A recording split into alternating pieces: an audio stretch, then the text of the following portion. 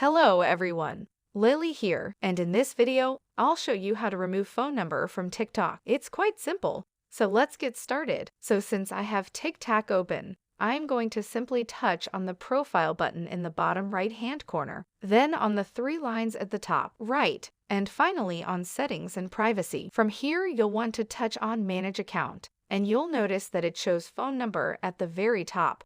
For your scenario, this will show your number with some stars and asterisks in certain situations like this one.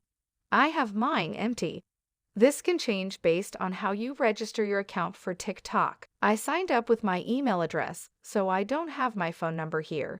If you want to change or remove that phone number, simply touch on it and it will say verify. That's your phone number, and TikTok will send out a code to the current number that you have registered to your TikTok account. You will be able to enter a new number. So the catch with TikTok is that if you signed up with a phone number, then you must have a phone number linked to your account, and instead want to have a new one. I suggest getting Google Voice.